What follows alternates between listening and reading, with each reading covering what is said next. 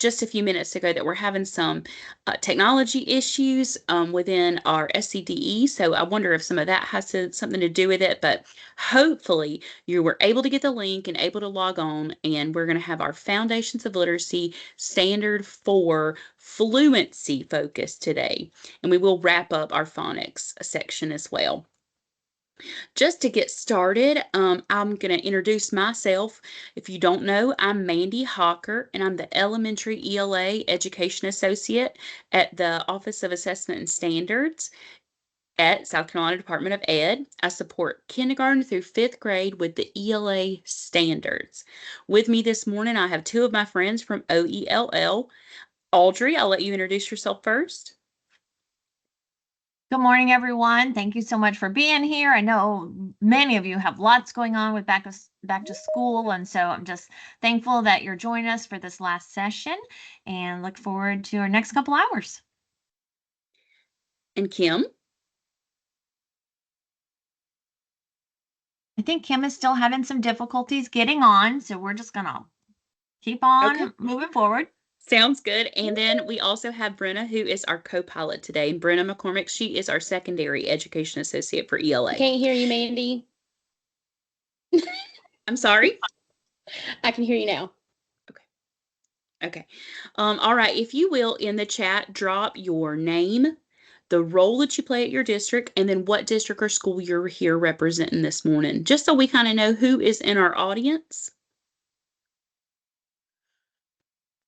It's great to see y'all, and we're thankful you're here. Like Audrey said, we know that it's back to school time, so it's super busy, but this was just the best place that this webinar could fall in our summer series. So we're thankful if you got to join us, or if you're watching the recording, we're thankful for that too. To start our housekeeping today, I do want to drop the links for our landing page and attendance. If you'll drop both of those in the chat, and you can go ahead and access the landing page. It was also shared with you earlier last week. That landing page houses all of our resources for our entire summer Foundations of Literacy webinar series. So any of the resources that we've mentioned or used, they are living there.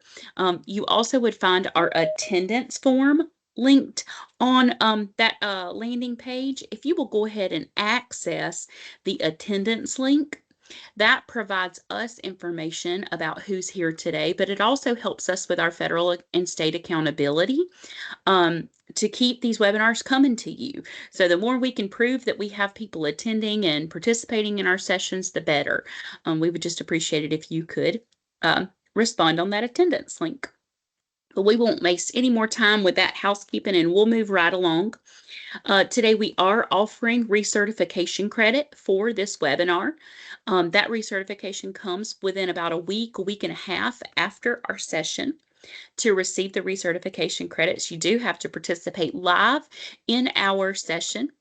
You have to remain in the audience throughout the duration, and you have to fill out that attendance form and feedback form, the attendance at the beginning and the feedback form at the end.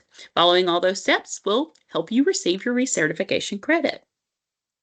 Our purpose today is to support the instruction of the Foundations of Literacy strand in the ELA standards, and to do that with instructional efficacy so that students are learning the foundations of literacy with the same instructional practices and the same rigor in every part of South Carolina.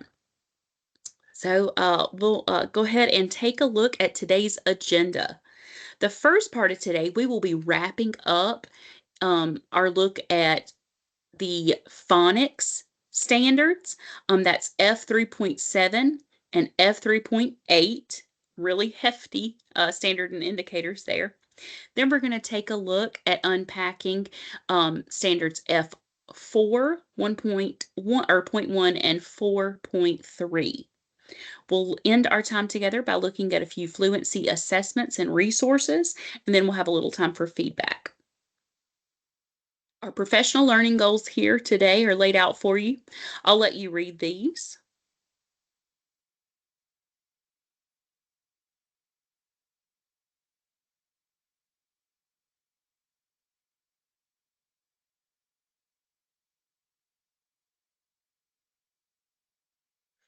these professional learning goals have been the same throughout our summer series. So if you've been with us a while, you've seen these.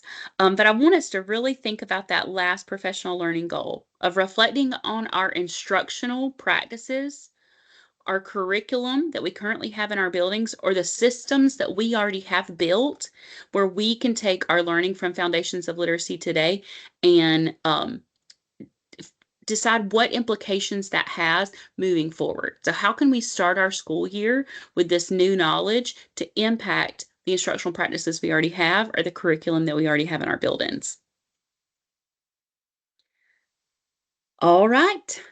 Okay, so today we are finishing up with Standard 3, which is on phonics and word analysis. And so we want to ask ourselves, why are these two ideas so important? So we want to read the quote that we concluded with in session 3. So Dr. Anita Archer, she's the author of the book Explicit Instruction, and she says there's no comprehension strategy powerful enough to compensate for the fact you can't read the words. So in studying the foundations of literacy standards and indicators, we've learned that it's essential for our students are taught how to read words in a systematic, sequential, and explicit manner. And this answers the question, why are phonics and word analysis skills important? So in our second half of the morning, we are going to dive into Standard 4, which is all focused on fluency. And we know when we read fluently, we're able to use all of our cognitive resources to draw meaning from the text. So locate in your note catcher the section that specifically shows Scarborough's reading robe. And think about the standards we have reviewed in the past. Foundations of Literacy, Standard 1, 2, and 3. And what I'd like you to do is to write next to which part of Scarborough's rope aligns to each of those standards.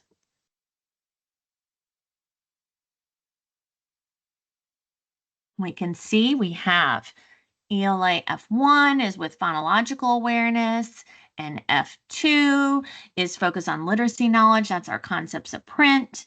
And then we started ELA F3, which was all decoding. So this was just a review for you. You can list those on your note catcher so that you have that as a place to go back to think, okay, how is this connected to the research?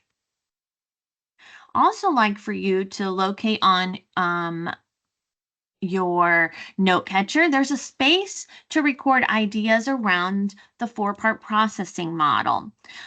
You may want to take some notes here.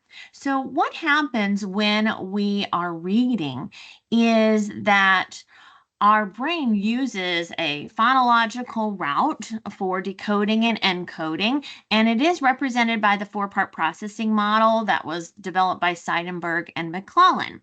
So in the past, I may have shown you if we do hang 10 fingers and we put our thumb behind our ear, that's about the place where we begin to see where the words are taken in by print. So in decoding, we see a word and that occipital lobe in the back of the brain is activated. So I see the word cat. And when we look at the 4-part processing model, that's showing us that the orthographic processor is being activated. And then what happens is our brain needs to make connections to the frontal lobe, and it accesses the accurate sounds in the word cat. So we are connecting now our orthographic processor in our occipital lobe to the phonological processor in our frontal lobe. And our brains, those sounds and syllables are going together by the way of a place called the angular gyrus, where we see on the image of the brain where that the sounds at are listed. Our brains are making those connections between the orthographic processor and the phonological processor there. So then what happens is our brain activates the meaning processor. That's when we get to begin thinking of all of the different meanings of the word we just decoded. And it's kind of like a file folder where we might have lots of ideas of what the word cat means. Maybe we have a picture in our mind of a cat we had as a child, or maybe we saw a cat walking down the road the other day and now that's in our head, or we're thinking of big cats we saw at the zoo. So we have all of those different components. And then finally, the context processor is activated when we compare that meaning to the rest of the sentence or text. So in the text, like a tiger is the biggest cat in the in the wild jungle, then we would have a different picture. We'd be able to pull out the meaning from our meaning processor to say, hey, this is the one exactly that we are talking about. Now, this process, it takes just milliseconds, but it doesn't occur without that intentional, explicit, and sequential instruction. So the Phonics and Word Analysis Standard 3 really guides teachers in explaining those intentional and explicit instruction. So today we're going to move into now standard ELA F 3.7, where we can begin to deconstruct the different standards here. Okay, so we just did our little review of the research that supports these shifts. So we're going to dive back here into 3.7. In our third virtual session, we unpacked 3.1 through 3.6. We're going to finish up with standards 3 and 4 today. So when we look at the deconstruction of 3.7, we can see for kindergarten, students are to be able to use and determine, use their knowledge that every syllable has a vowel to determine the number of syllables in a word. So that's what students have to do in kindergarten. Understand that every syllable has a vowel. Then in first grade, they're going to read multisyllabic words or two-syllable words. And the context is by breaking words into syllables. So we want students to begin breaking words into syllables, knowing that each syllable has a vowel. And then in second grade, we can see that students are going to use their knowledge of how syllables work to read multisyllabic words. So we're progressively getting more and more complex in our word abilities. So now we're going to watch a video from reading expert Linda Farrell. She's going to explain how using the understanding that every syllable has a vowel provides scaffolds to students in decoding multisyllabic words. So let's go ahead and watch this video.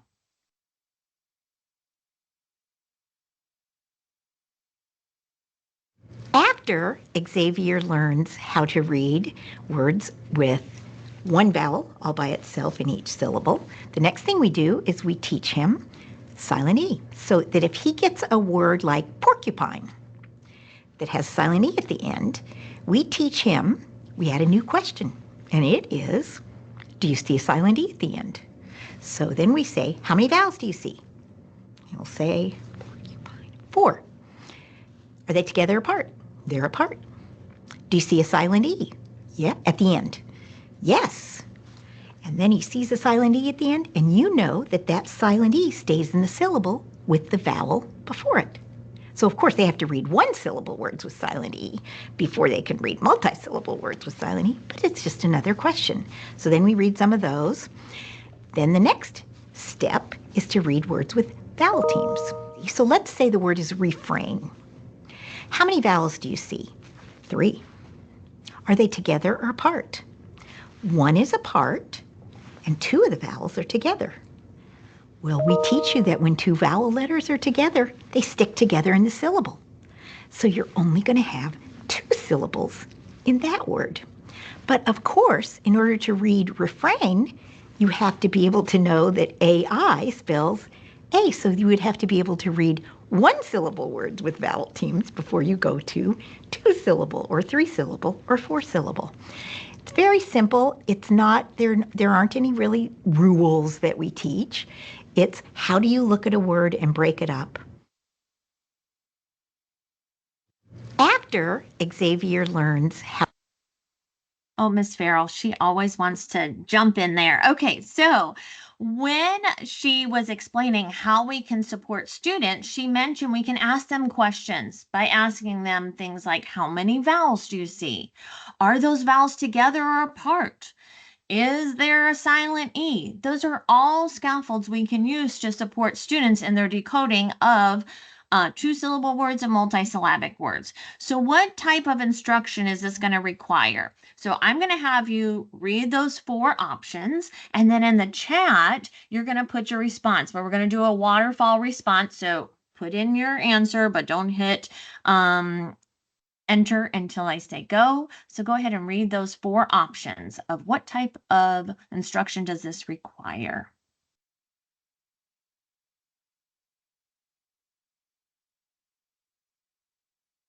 And now you've got your answer, hit enter. Let's see your responses. Thanks, Jacqueline. Yeah, it's going to need all of those. We need instruction that has a scope and sequence focused on syllable types. We're going, which we see in our standards. We need teachers with a deep understanding of the syllable types. Also an understanding of how to prompt students to use their knowledge of syllables through questioning, like we saw from Linda Farrell. All of those things are going to be important for teachers to have.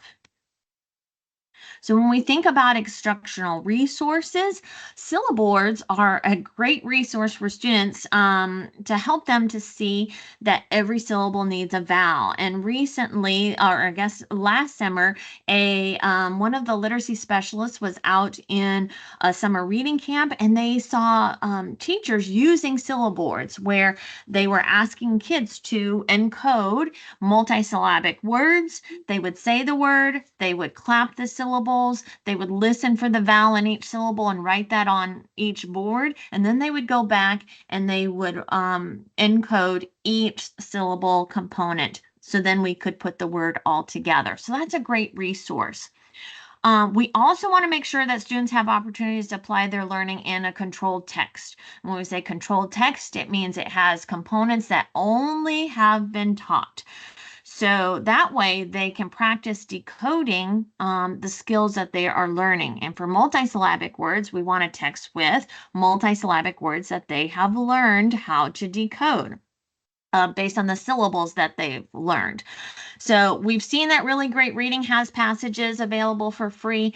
The UFLY, or University of Florida Literacy Institute, also provides passages that you can access for free online. We can see this one from UFLY is called the Rocket Contest, and it's specifically written to focus on students practicing decoding closed syllables in a connected text. So there's lots of words in there that support that skill. Denzel, Edwin, rocket, contest, tickets. There's so many words that then students have an opportunity to apply their new skill of decoding multisyllabic words.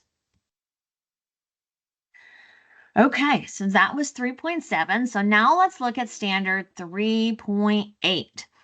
As you can see, each grade level has the same verbs. They are to decode and encode, and they have the same noun.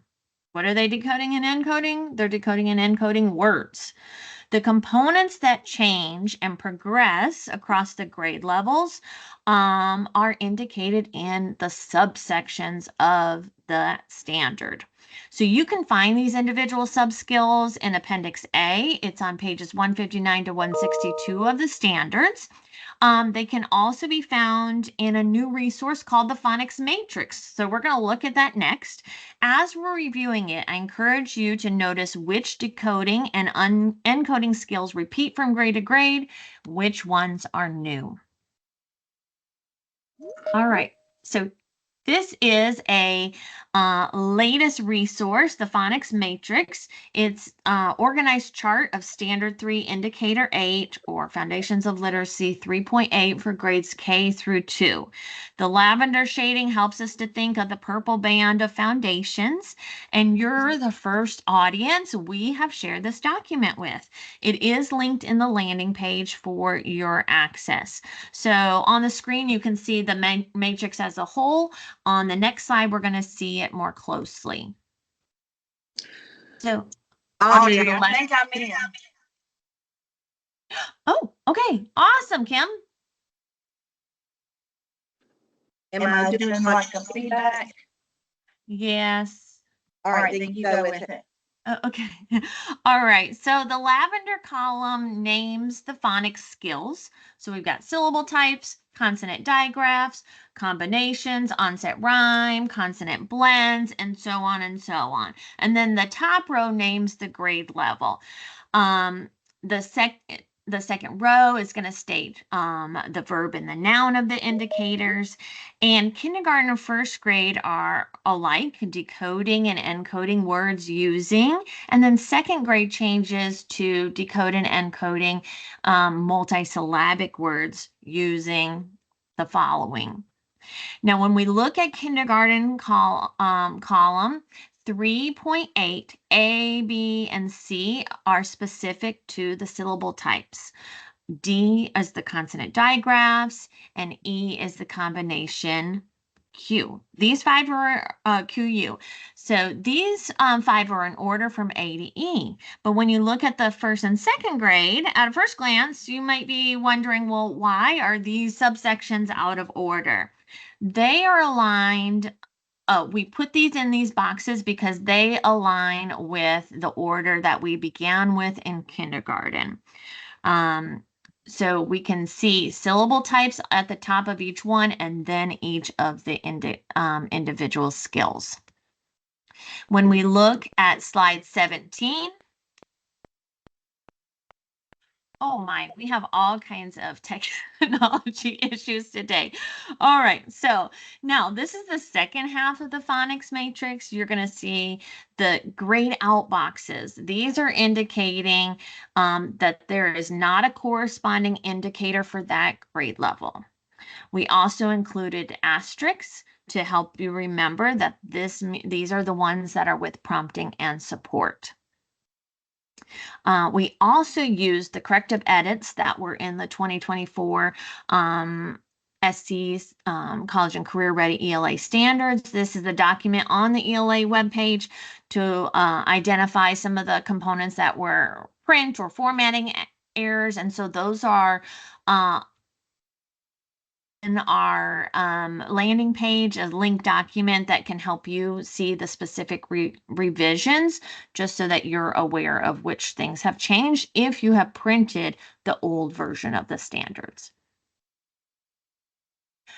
Okay, so now that we see some of how some of the skills overlap and how some of the skills are new, we want to think about, well, how are we going to teach this? For those of you that have gone through letters, in Unit 3 of letters, you were introduced to the General Phonics Lesson Plan. And for those of you that are just going to be starting letters training, you will be introduced to it as well. But we wanted you to be familiar with these components because we know that the components in this plan are evidence-based and lead to strong word reading with students. So in order for students to be able to master these skills, they have to receive instruction that's systematic, it's explicit, and so this plan is going to help you to really plan effective and explicit instruction. That provides students with multiple opportunities for learning and practice. Explicit instruction does not mean that teachers are just talking to students and only their voice is being heard. It's really about this back and forth where we are increasing lots of opportunities for students to participate. So in your note catcher, you're going to see this whole sheet, but then there's a blank one. So if you want to take notes as we talk through it.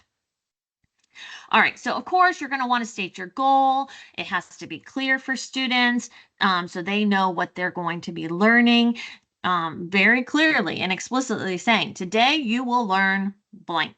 Then they know right away what is it that their goal is for your teaching. That's going to come directly from our indicators. Then we want to practice phonological awareness. And many teachers in the state have Haggerty or the 1-minute drills from Equipped for Reading Success. And these are all great supplements. But this part of the lesson plan is specific to the phonics skills you're teaching. So, for example, if you're teaching how to decode words with short A sound, you should have students manipulate the sounds and words with that pattern and words that contrast with short A. So it should always be focused back on what is the skill that we're learning for phonics. We also want to build in some review of previous lessons. This is making sure that students have opportunities to continue to practice old skills so that they become automatic. We can use as teachers our observational data, our assessment data to determine what skills we're going to choose for review. And teachers should avoid saying things like, what did we learn yesterday? Because usually it takes a lot of time and you get a million different answers. Instead, you can just use language like, yesterday we learned blank. Or I'm noticing a lot of students are still needing practice with blank. Let's practice some more. That way we are clear and direct with students.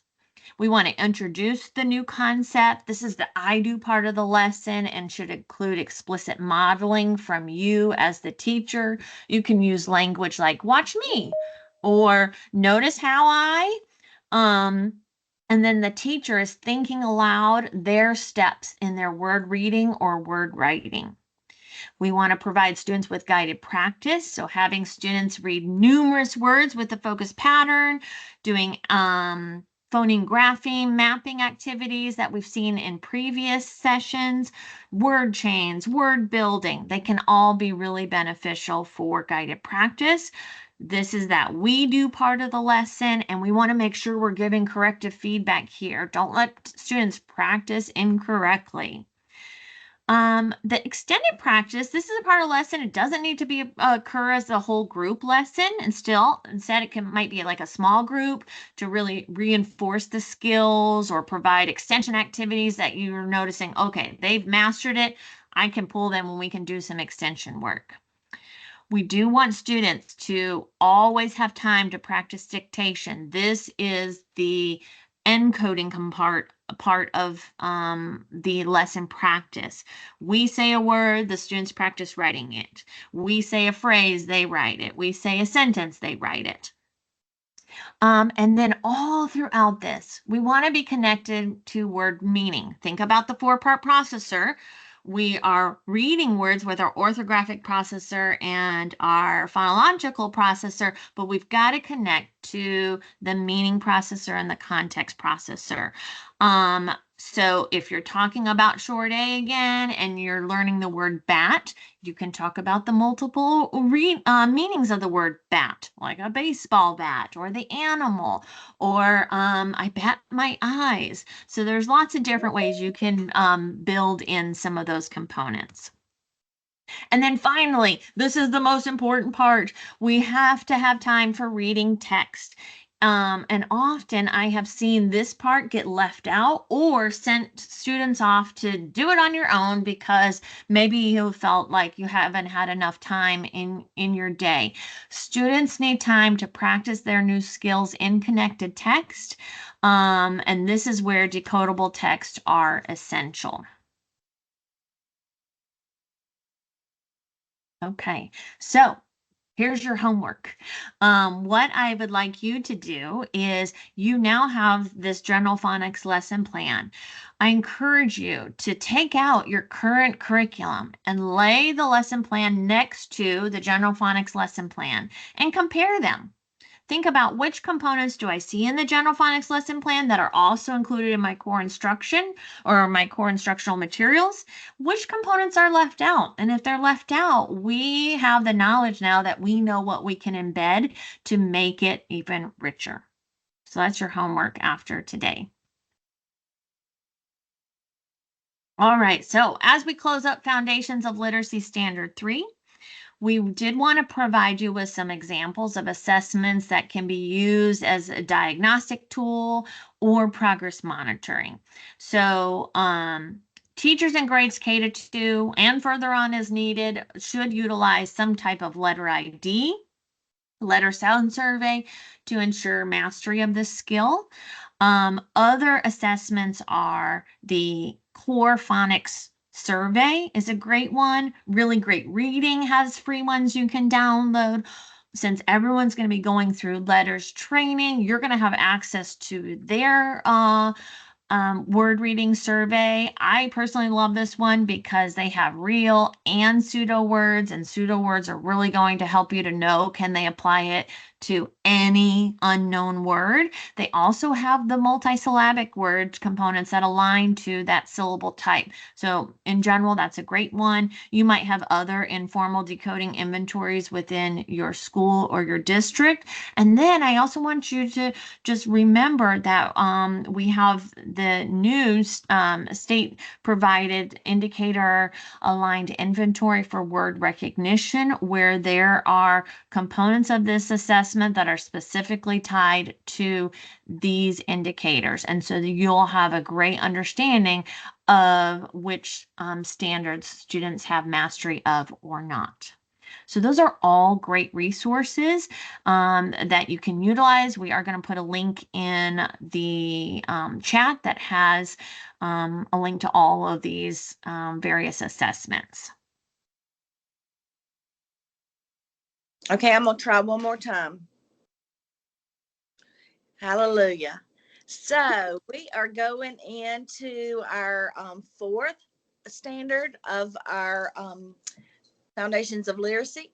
Audrey, take a little break, get you a drink, and we will gear up for Standard 4 on fluency and how fluency actually affects comprehension.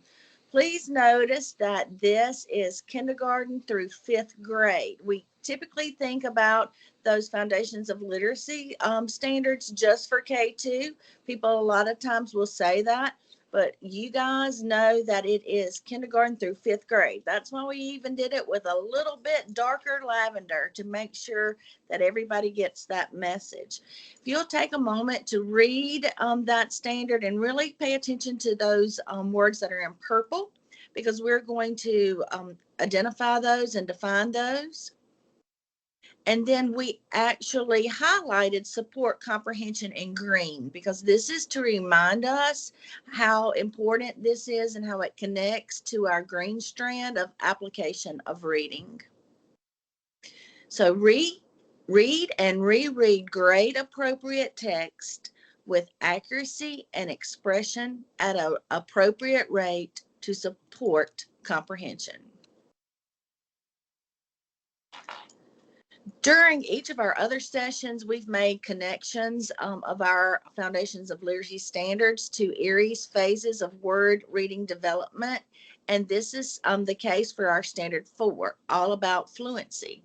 So when we look at it, we see it pop up the first time in that full alphabetic phase, which is typically around 1st grade, where students start with an automatic sight word recognition in regular and a few irregular words. Now, we know that we have kindergartners who do that, but this is showing up for the first time in our full alphabetic.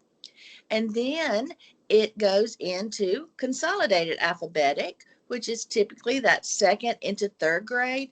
And what we're doing is we're increasingly putting more of those sight words into our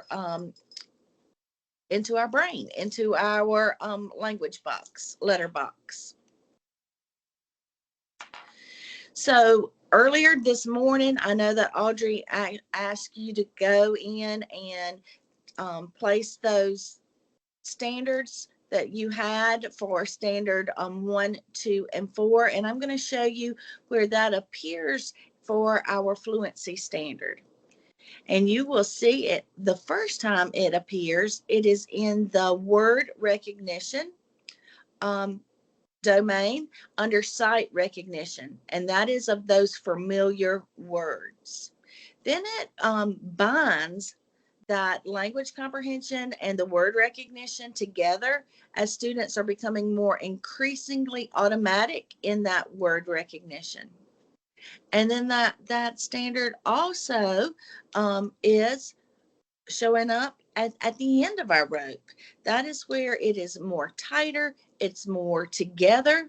We have that fluent execution and coordination of both those strands. And remember, that center part is where we typically think of our third grade readers, and then as they go off from elementary into middle school as that skilled reader.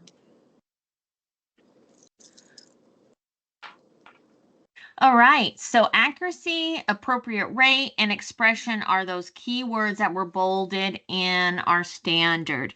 And all are necessary fluency terms to support comprehension. So take a second to try to make a connection between the word and the definition to the side. For example, and this is also in your note catcher, so if you want to add this in there. So if we look at the term accuracy, you should have connected it to reading words with no errors. That is correct. That is in the ELA glossary support document, listed as that.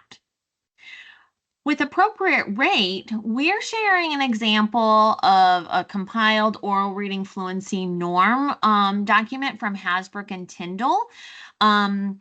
This is accessed in Reading Rockets link, but also it is referenced in that IAI document specifically around Standard 4 for oral reading fluency rates. When we have students that are able to access text at these rates, it means they are freeing up space in their brain to be able to focus on what's most important, which is comprehension. If they're reading slower than these rates, then that means that they're using a lot of cognitive energy, and that's going to take away from their ability to focus on the meaning. And then finally, we have expression. And expression is reading in a way with appropriate emotion, pauses, or emphasis on important words. And again, that is from the ELA support glossary. These terms are critical for readers from kindergarten to 5th grade and beyond.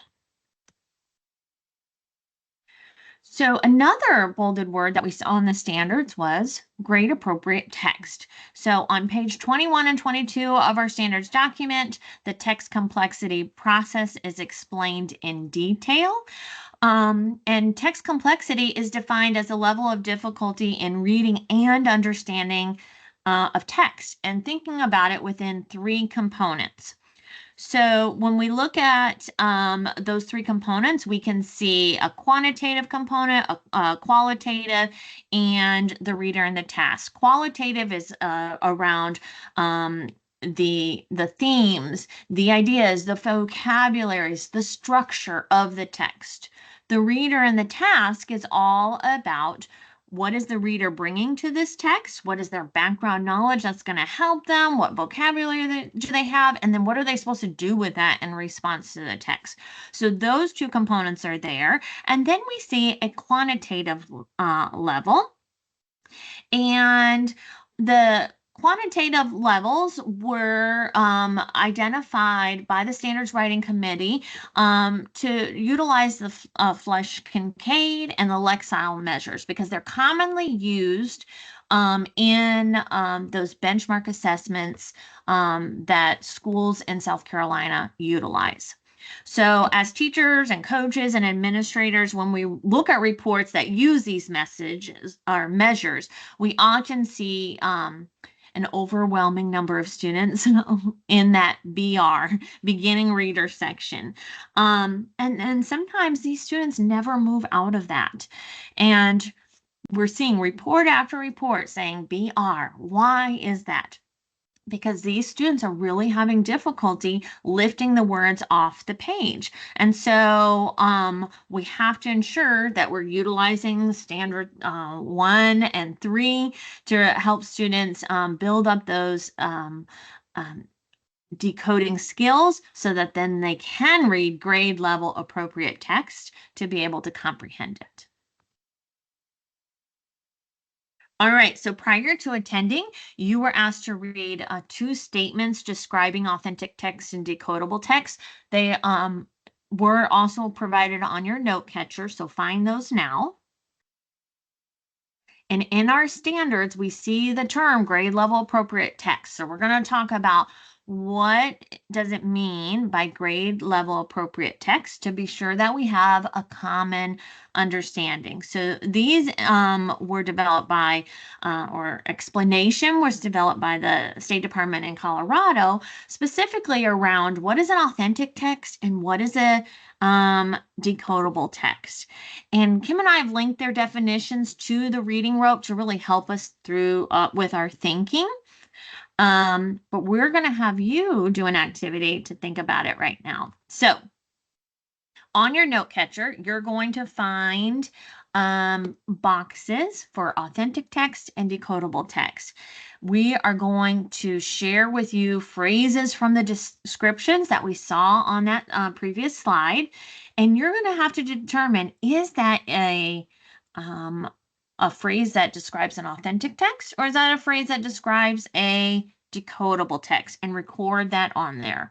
We'll click slowly through so you can add them to your note catcher, and then we'll share the answers. All right, so let's see. Your first phrase is entertain, inform, and explain. Where would that fall on your note catcher, whether it's an authentic text or decodable text? Robust and precise language.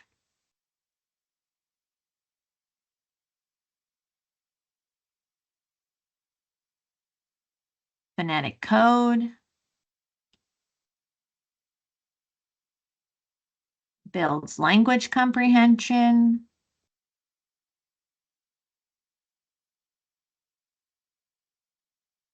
Decode words.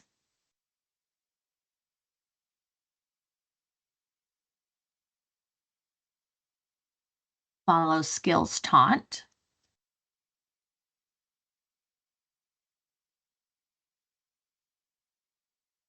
Read aloud.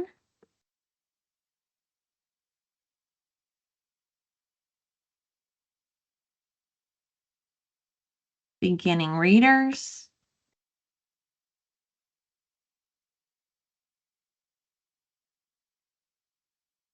Help all, harm none.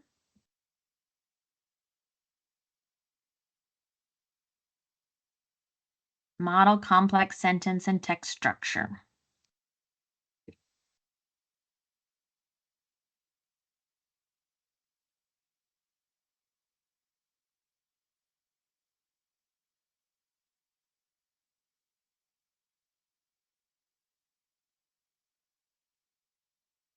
Okay, so now let's see the responses.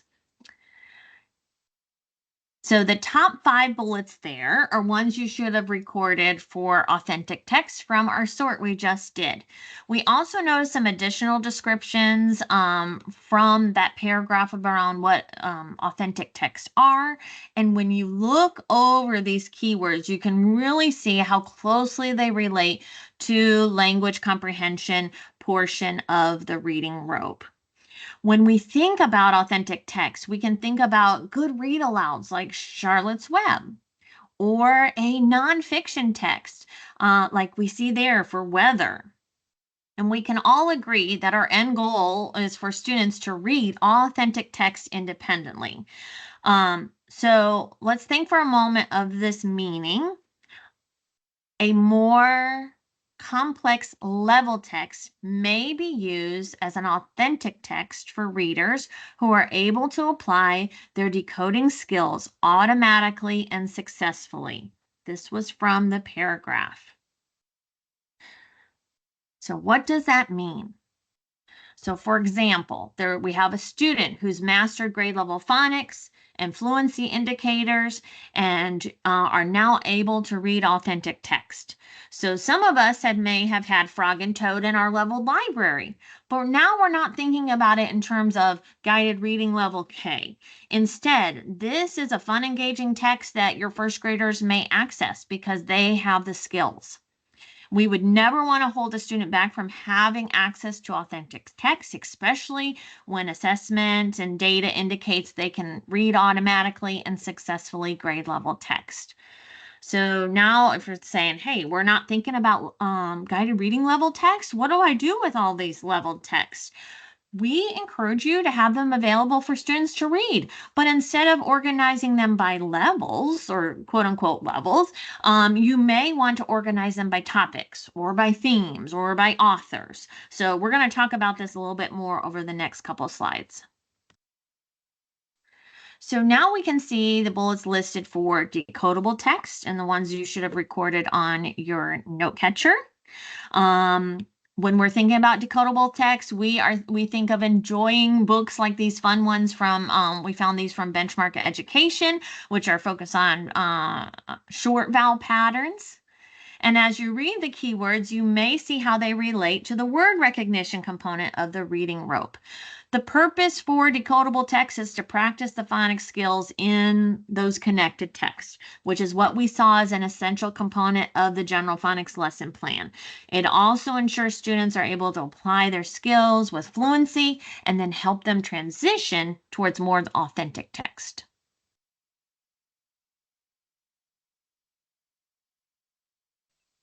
So what is meant by grade appropriate text? Let's go ahead and let's start with that blue box at the end, that authentic text. This is where we include those trade books and read alouds because they are appropriate for all grade levels. We're thinking about K-5, but we know that that goes even above 5th grade. All subject areas, several times a day. Now, popping back over to the red triangle, and Mandy can pop in the little image that goes with that. That red triangle represents our decodable text, and this is extremely important and necessary for our kindergarten first graders and into 2nd grade.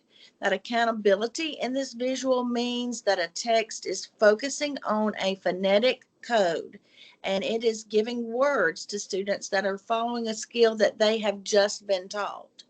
There is that gradual release of decodable text as students are learning to read, and you see that as that red fades into pink as we go up the grade levels. In the green inverted triangle, that's just the opposite. That triangle is going from top to bottom. And as students are reading to learn, those leveled and topic related texts become so important because they are needed for comprehension and content knowledge. That asterisk right there on level is like what Audrey was just talking about. Level in this sense means high quality grade level text. And again, Mandy will click and we'll see that Frog and Toad pops up right there. And that is to help us to remember that in this area that we need that informational text just as important as that literary text there. And remember, those are high quality grade level text.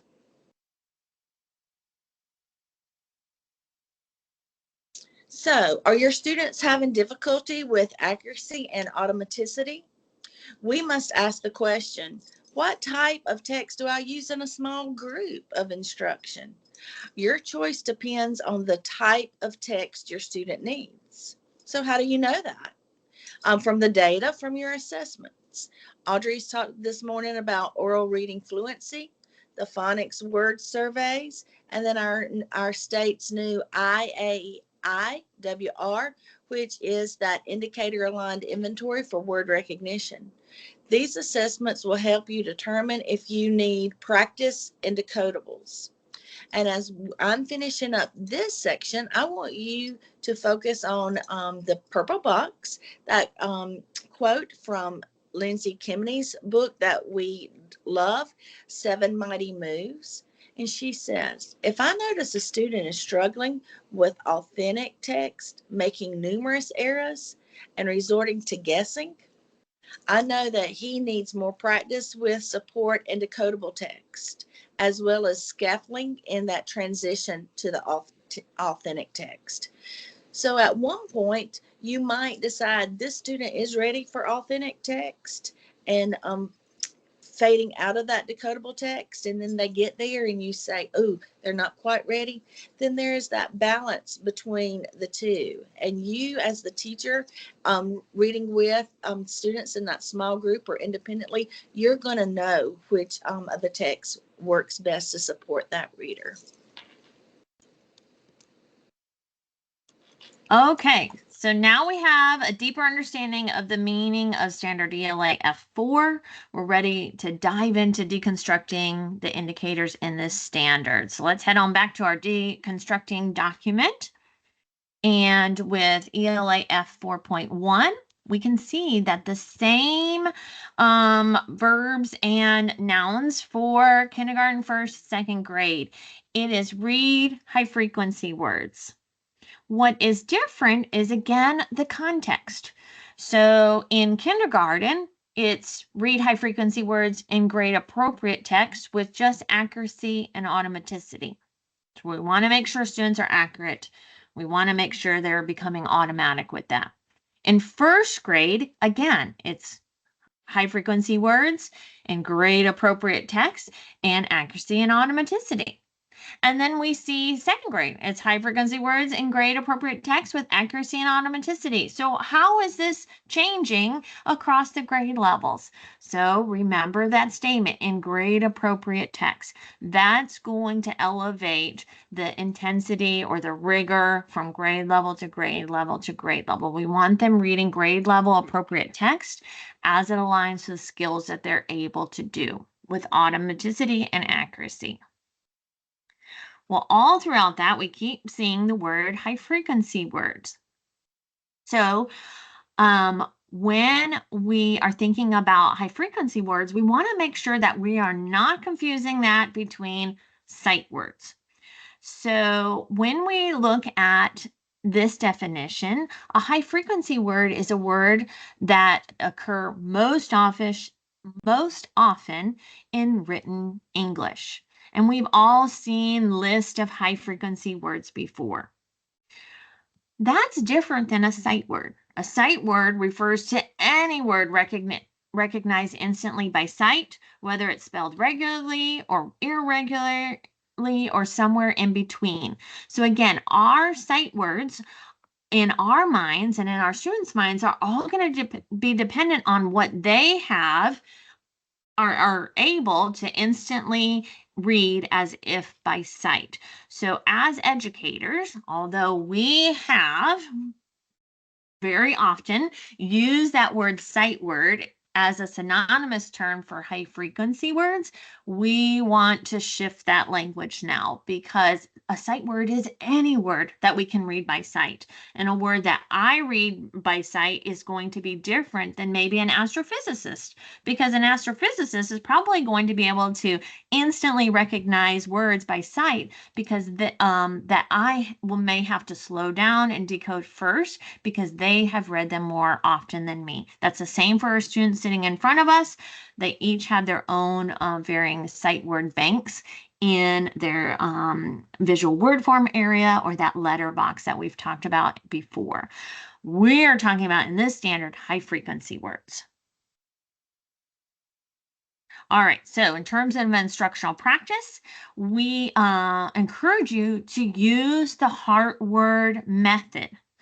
As we watch this video on teaching using the heart word method, I encourage you to start thinking about all the things what we've learned about how the brain learns to read, and how does utilizing this approach support that understanding.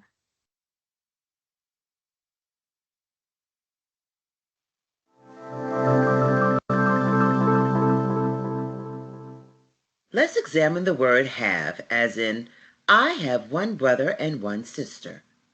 Let's see if we can figure out which parts of have we know and which parts we have to learn by heart. Have has 3 sounds, h, a, v. The first sound, h, is spelled with the letter H. The second sound, a, short a, is spelled with the letter A. We can read these parts using our phonics knowledge. The last sound, v, is spelled with the letters V, E. We need to remember to add an E after the V. This is the one part we have to know by heart. We might see the word have in different shapes, colors, and sizes. Have, have, have, have, have. These all have the same letters and they all say have. Now let's see if you can remember how to spell the word have. H, a, v, have. We can use our phonics knowledge to spell the first and second sounds.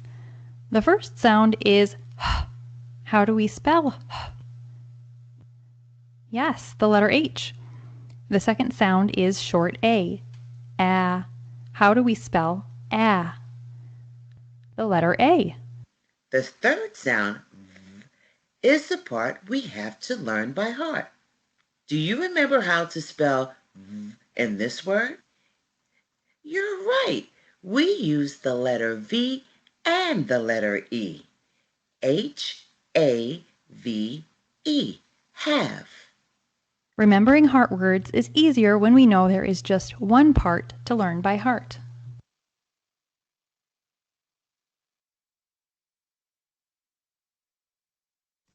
All right, so what I'd like you to do is put in the chat or feel free to unmute and share. How does this method of teaching high frequency words align to how the brain learns to read?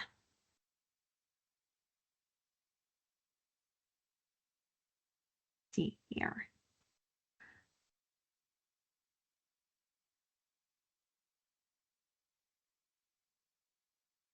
Give you a moment.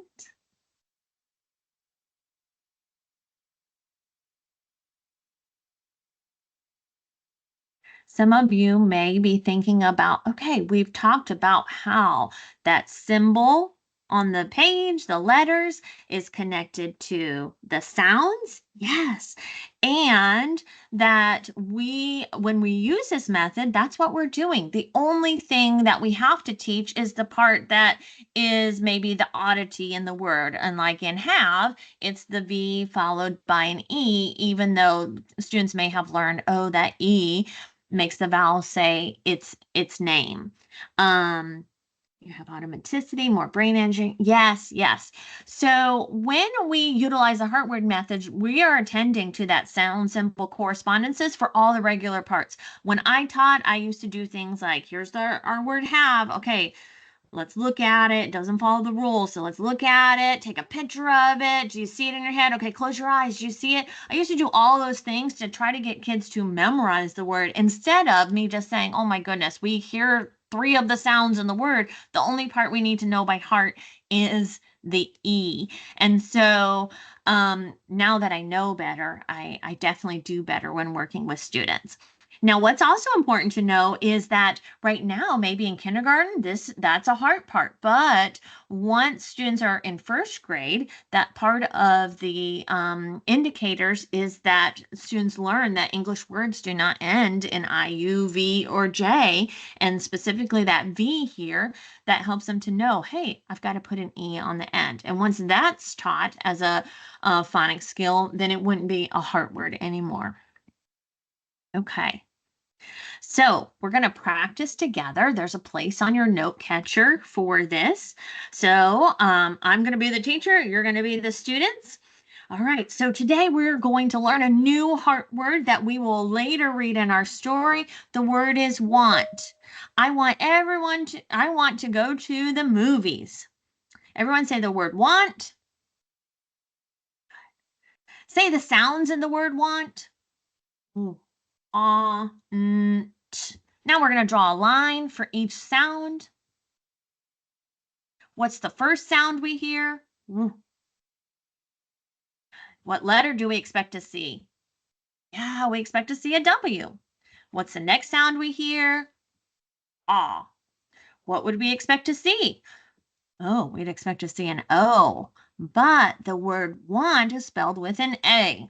This is the heart part that we need to know by heart. What's the next sound? What would we expect to see? An N. You're right. And what's the final sound? T. What would we expect to see?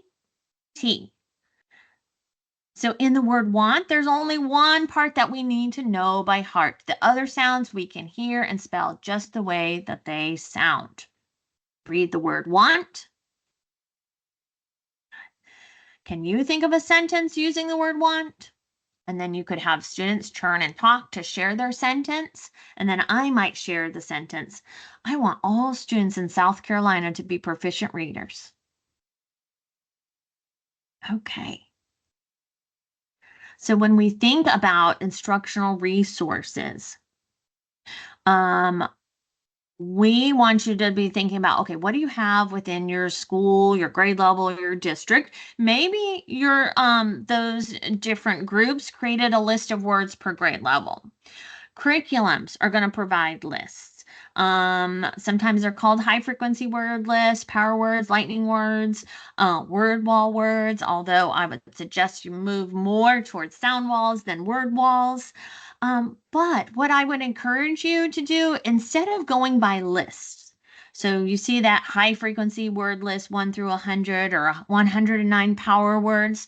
We know those are often in the books that students are reading in lower levels, but instead of going by lists, what I would encourage you to do is look at the words that are in the text that they're going to be using, that they're going to be reading to practice those decoding skills. And then those are the words that become your high frequency words. So instead of sending home the list of 100 and say, parents, practice these, teach words explicitly using the heart word method, and make sure that the words that you select are aligned to the text that they're reading.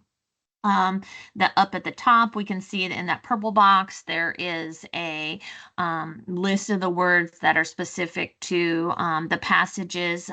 That's from Really Great Reading. Down in the corner, this is from one of the adopted curriculums, where again, they have the decodable text, the match, but then it shows you the new high frequency words, go, the, and to. We also encourage that you have dry erase boards, markers, even maybe some manipulatives that they can use to push the sounds before writing the high frequency word. Okay, so now we're going to move on to ELA F 4.2. And notice that this is written from kindergarten through 5th grade. So here we have each of these for each grade. In kindergarten, they are to read text orally and focus on accuracy and expression. In 1st grade, it's read text.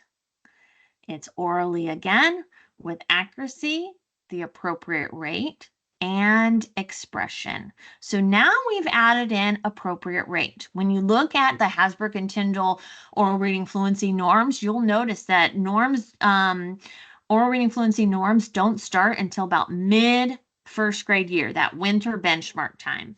Up until then, kids are just learning. They've got their training wheels on as they're reading, and so they are not worried about their appropriate rate. By about mid 1st grade, we really want them to be shifting into that increasingly more automatic.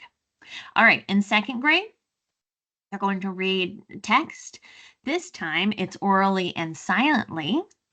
We're focusing on accuracy, appropriate rate, expression, and intonation.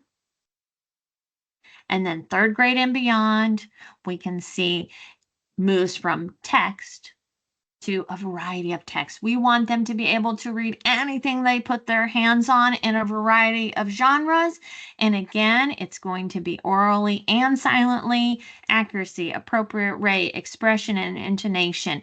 And we talked about many of those terms already: accuracy, appropriate rate, expression in our standards, but we didn't talk about intonation. So what is intonation? Intonation is the pattern of variation. That means the rise and fall in our pitch during a spoken utterance. That is from the support document or from the glossary. Okay, so how do we ensure accuracy, rate, expression, and intonation? Model, model, model. That means we want to be doing lots of reading with our students where we're doing the reading to them. And then we want students to read. Students are reading, they're rereading, and it's going to give them practice necessary to improve their fluency. Really be mindful and intentional when planning for literacy instruction to ensure students are doing most of the reading. So where are we going to see this during the day? We can see this in a whole group lesson, during our lessons, during direct instruction, shared reading, choral reading. It may be in a small group with a teacher. It may be in partner reading. It may be in independent reading. It may be with decodable text and authentic text. Could be repeated readings. Also, this is occurring in science and social studies and math. So it's all part of our day working to ensure that we are building increasingly automatic and accurate readers.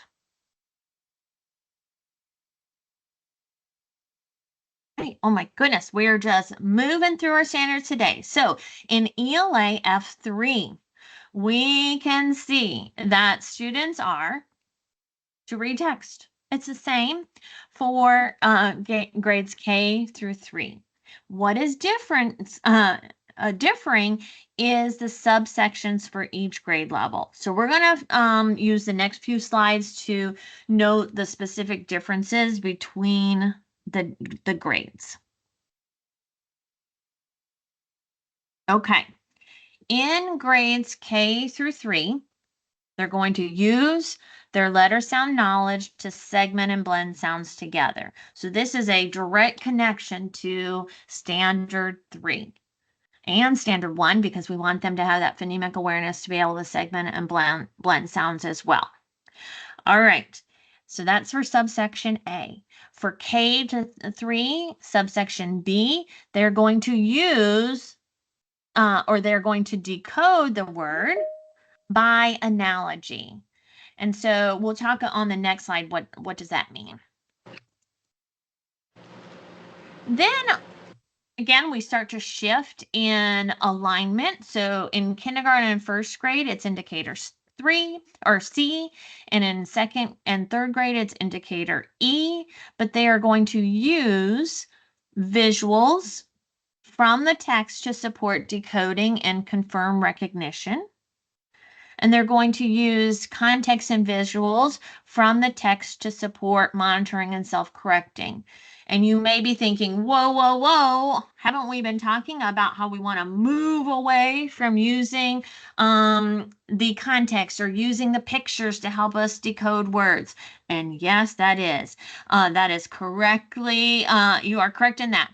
What this indicator shows, or the subsection says, use to confirm our recognition, to support monitoring and self-correcting. So this is what occurs after we decode the words. We use our letter sound knowledge, we decode the word, and then we use this to confirm, yeah, hey, I'm correct here, because that's going to help make sure students are monitoring their reading to make sure that what they are reading makes sense. And if not, then they need to go back to using letter sound knowledge to blend the sounds together to decode.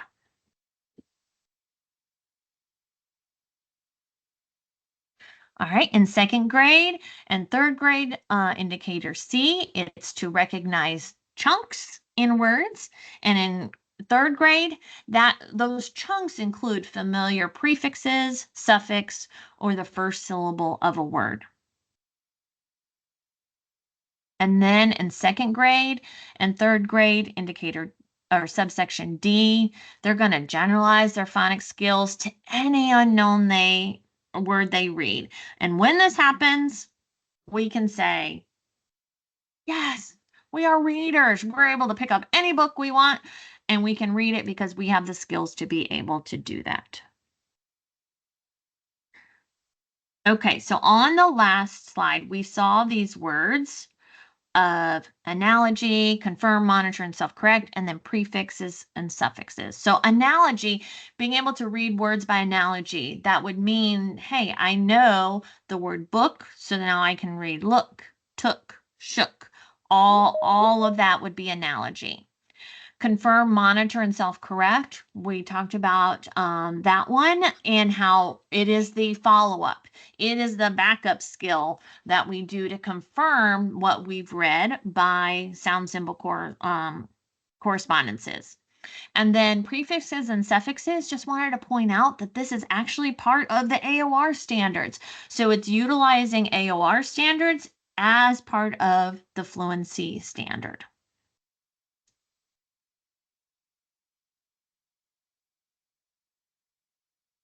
All right, so what might this look like for readers to use text utilizing the phonics skills they've been taught? We're going to watch this video. And while we're watching, I want you to be thinking about what did you notice this reader doing that connects to each of those components that we just saw in the subsections.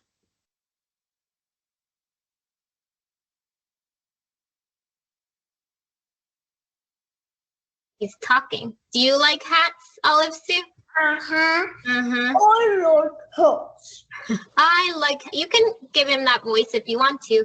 Okay, let's keep reading. Here's his name again. What's his name? Hal. Hal, good.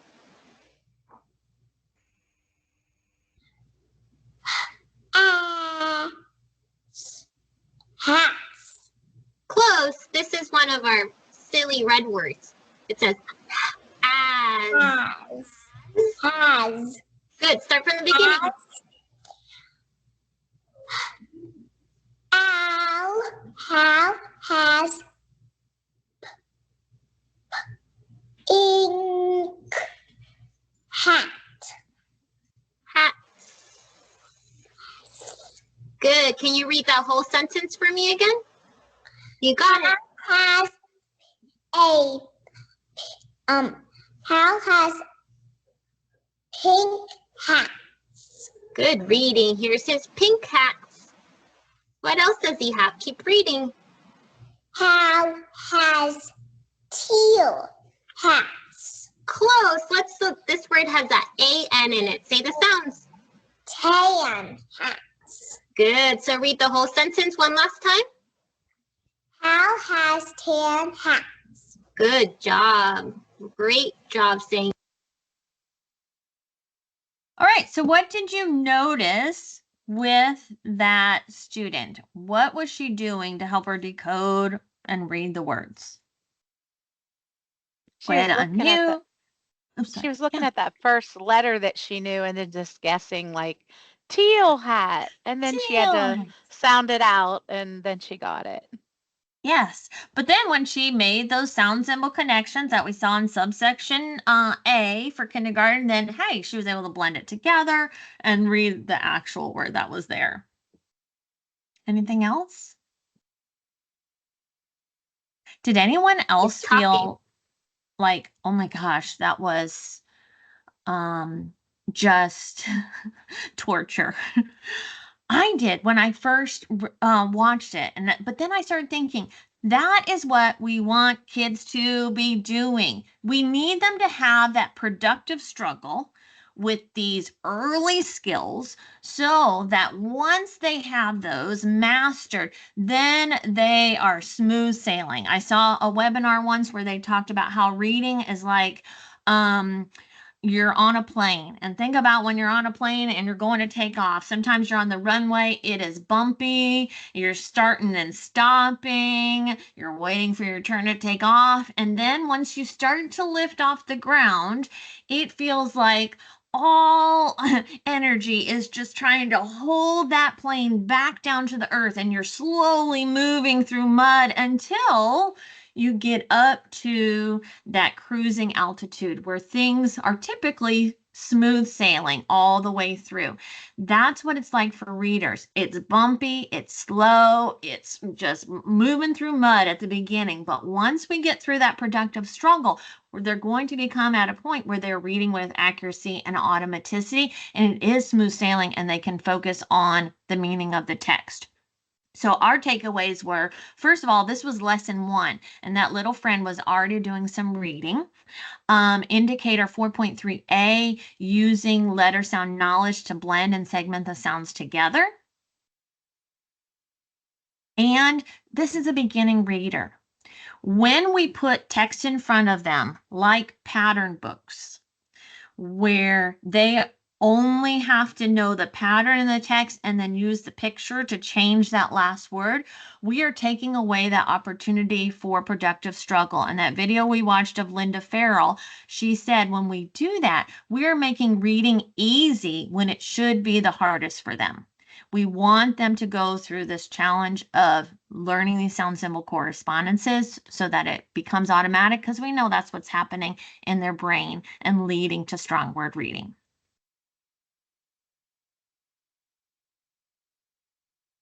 Okay. So when we look at varying resources, for K through 3A, using reading by using letter sound knowledge, we can utilize Elkonin boxes, phoneme chips, letter tiles. They're going to support this type of learning. Using decodable text is also going to support this indicator and subsection. For kindergarten through 3rd B, reading by decoding words by analogy, the use of word family wheels, word family charts is going to help support beginning readers. For kindergarten and 1st grade C, and 2nd grade and 3rd grade E, we have using that visual to support decoding, are decoding and confirming recognition and supporting monitoring and self-correction. It's important to notice that this is the last action. So as Mark Seidenberg has stated, the best cue to the word is the word itself. So this is like a little bookmark from IMSE, or Institute of Multisensory Education, where still making it cutesy, but instead of doing like eagle eye and get your mouth ready and fish lips, I think that's what it was. Now we've got Lefty Larry, where we want to start on the left side and then read across the word. Grapheme grasshopper, where we're jumping from grapheme to read. Blendy Wendy, got to blend it together. Syllable Sam, we're going to chop those syllables apart by looking at where those vowel sounds are. Chase the base is looking at where's the base word, what's the prefixes, what's the suffix. And then we can use Lucy Lightbulb to say, after we've tried those for decoding, can we confirm by saying, yes, this makes sense here. And then for 2nd and 3rd grade C, recognizing chunks, including prefixes and suffixes, we've already discussed earlier. These are found in the applications of reading standards, and you can find more information about this in the vocabulary support document. It's an amazing support document, and you're going to see a lot of connections to the learning you're also doing in letters. So I highly suggest you check out the vocabulary support document. All right, so we know that students should have books that meet their instructional needs and interests. So for beginning readers in K and 1 and students who have not mastered grade level foundational skills, they need a heavy diet of decodable text based on the phonics skills they've learned and their progression through Aries phases. So if they're in that partial and full alphabetic phase, definitely head on to be utilizing decodable text. If you're looking for decodable text or supplemental decodable text, I encourage you to check out the Reading League's website. They have a list of decodable text options that are great to check out. for students that are in that consolidated alphabetic phase, provide them with a wide variety of grade level appropriate texts, nonfiction and fiction. It's going to allow readers to really generalize their phonics knowledge and utilize everything they've learned. This usually occurs second grade, but may occur earlier or later, depending on the student's automaticity with grade level phonics skills. So fluency is one of the big pillars, along with phonemic awareness, phonics, vocabulary, and comprehension. And this is a skill that we have taught and assessed over the years. These are example resources that we can utilize to support our understanding, but also our students. So we've got an article for you from ILA around reading fluently does not mean reading fast. It's not about the fast rate. And going back to Jan Hasbrook's Hasbrook and Tyndall norms, we're looking at that 50th percentile. We don't need to be trying to reach above that. If they're at the 50th percentile, they are right on track. You can use little fluency scales with students so that they can be doing some monitoring of their own fluency. And Florida Center for Reading Research has great resources around supporting fluency as well. As always, we like to wrap up with talking about, well, what are some assessments that can guide us in our understanding? So first, I would suggest utilizing, if you haven't already, I'd check out the Dibbles 8th edition. It's free to download, and they have decodable passages for beginning, middle, and end of the year. And that's really going to help to guide your thinking on it. Are students reading at a rate that's not going to impact their understanding? I've shared before about my, whenever I think about fluency, I think about my son as a driver. And when he first started driving, he came out of the DMV with his permit, and he said he wanted to drive home. And so I said, okay, let's do this. And I was really freaking out. But then he got behind the wheel, and I see him having a death grip on the wheel. And it's almost like I can see the wheels turning in his brain as he thinks about how to drive. He was paying attention to how he was steering, how much grass he was putting on the pedal. When he went to turn, put on the turn signal. It was very slow and methodical. So much so, he was paying attention to those things that he didn't notice ahead of us that a whole bunch of red lights were happening. And so I had to say, stop, stop, stop. He was doing that because his focus was just on those lower level skills of driving, because they weren't automatic. So we had to practice, and we practiced, and we practiced together. And then a few months later, one day we were practicing, and I'm noticing I'm not really paying attention. I'm scrolling on my phone, we're talking, and I look up and I start to see him slow down. And I'm like, why is he slowing down? I don't see any lights, but then I see this car coming from the side, and he was anticipating that this driver was going to pull out in front of him. So he was able to slow down because now he wasn't focused on the mechanics of driving. He was focused on all the most important thing, which was his safety. And so that shows me when we have readers that have been taught the code, may at first be very slow and methodical, but once they're taught it, it becomes automatic through lots of practice. Now they can free up that cognitive space to really focus on the meaning. So the Dibbles assessment is going to help us to understand where are they in their automaticity, and if that is impacting their ability to comprehend, or is that causing, or are they at a place where now they can free up that space in their mind to focus on the meaning.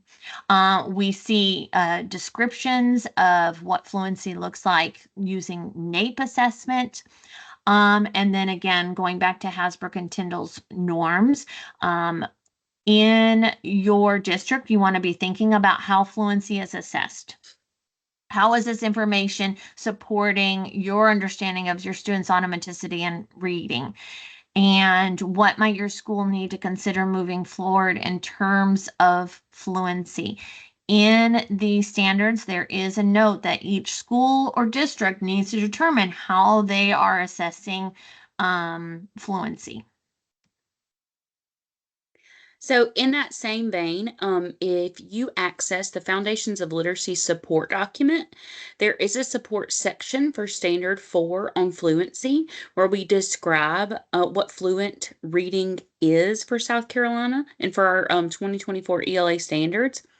We also share definitions that help to reinforce the understanding of certain terms mentioned in Standard 4 and Foundations of Literacy.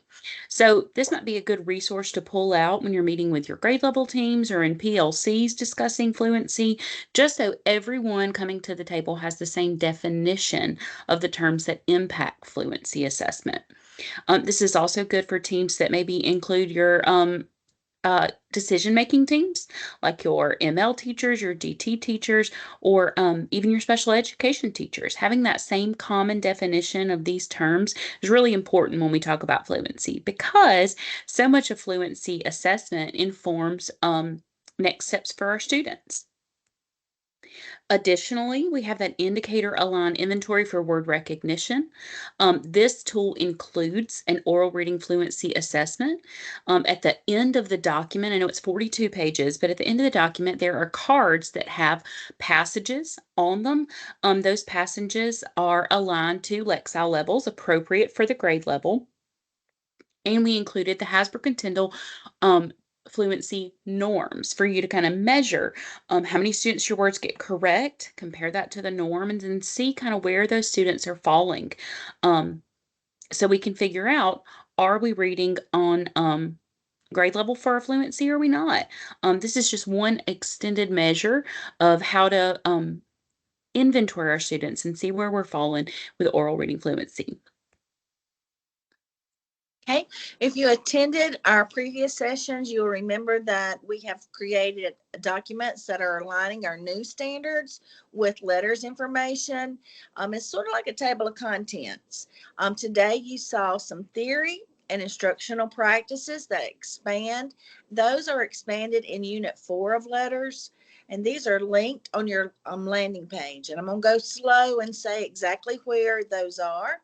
On that landing page, you go down to the last page, page 4, and then there is a box that says under Foundations of Literacy Training Resources. It's like what just appeared on the screen. And then to find these, you click on that link and you scroll until you find the one that says Standards, Letters, Connections. We're calling these connection sheets, and they are also a great resource. We have given you so many resources.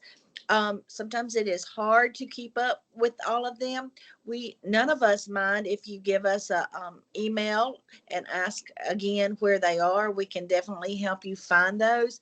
But that landing page is your first go-to to find all kind of great, everything that we've shared for 4 sessions now. Each session, we've also made connections with our state standards to the book 7 Mighty Moves by Lindsay Kimney. Now you're seeing that Standard 4 fluency is linked to Move 5, encouraging more decoding of high frequency words. And Audrey showed us that when we did the HEART method. And Move 6, expecting fluency to improve with meaningful practice, not just going and reading on my own, but when my teacher is guiding me and giving me corrective feedback with that. This text is written by a teacher for teachers. It is a practical application.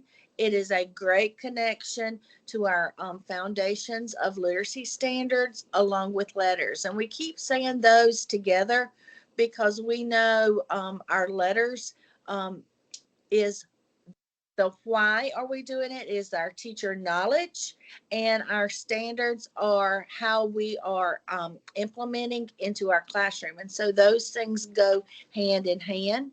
And this book actually shows QR codes where you can get videos to see that in practice in your classrooms. So what's move 7? Move 7 was neglecting vocabulary and building background knowledge to embrace comprehension.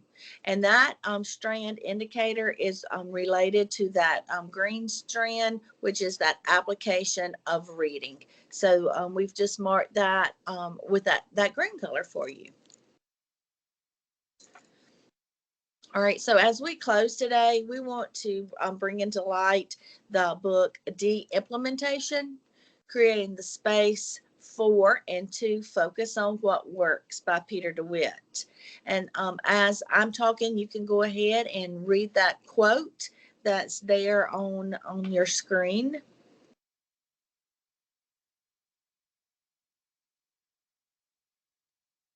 De-implementation is the process of abandoning existing low-value practice.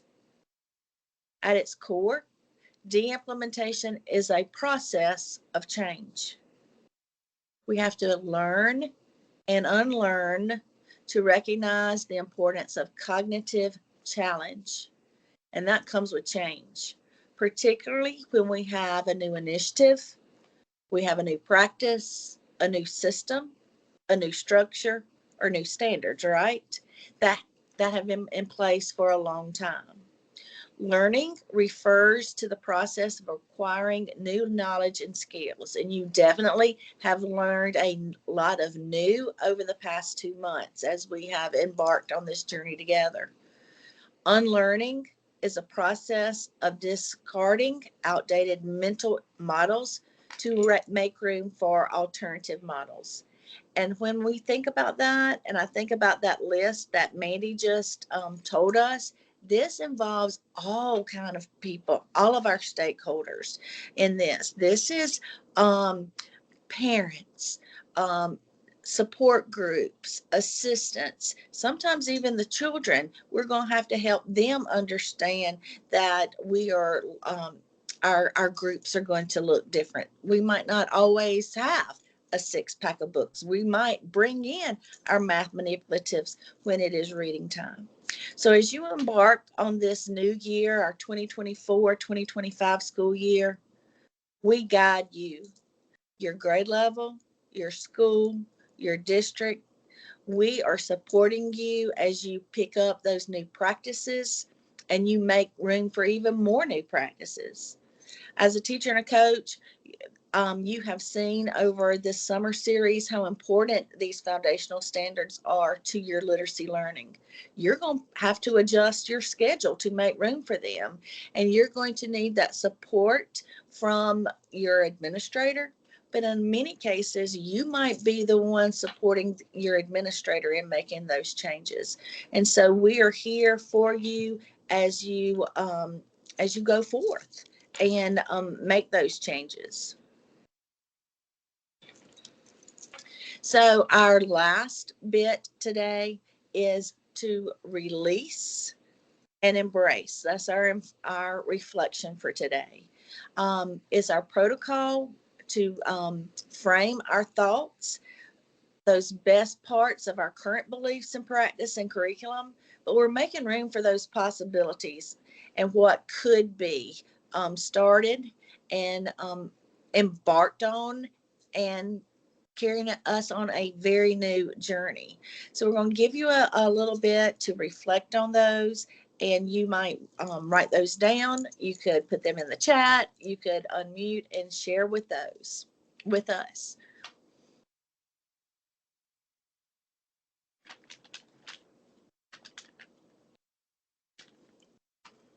I want to release old practices and I want to embrace the 7 moves. I'm actually planning on doing that with my teachers in PLC this year. The 7 mighty moves. Very good. And as you do that, Mary, I know a lot of schools and districts and teachers are reading that book too. And so if you just have your indicators, your standards right there with you, and even those connections that to those letters group to help those teachers see how all of those go hand in hand, That has been our journey this summer, because a lot of times people see those everything as separate pieces, and it is our connectors. So If there's thank you. anybody that has something that already is created that they've made, well, of course, I don't like to recreate any wheel. So if anybody wants to throw something at me, I will just put my email in the chat box. Love and Me hugs. too.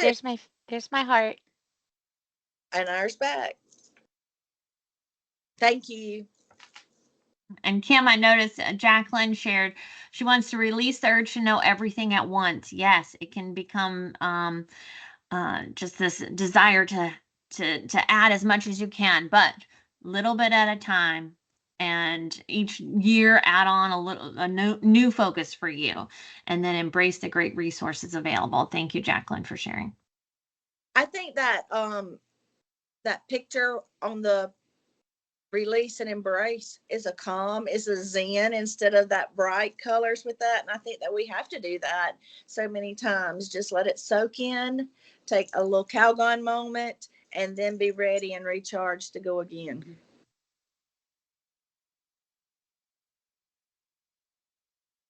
All right. Well, thinking about that, that brings us to our feedback slide. Brenna's going to drop into the chat our feedback form for today. Our presenters today was me, Mandy Hocker, Kim Camp, and Audrey Gonenin.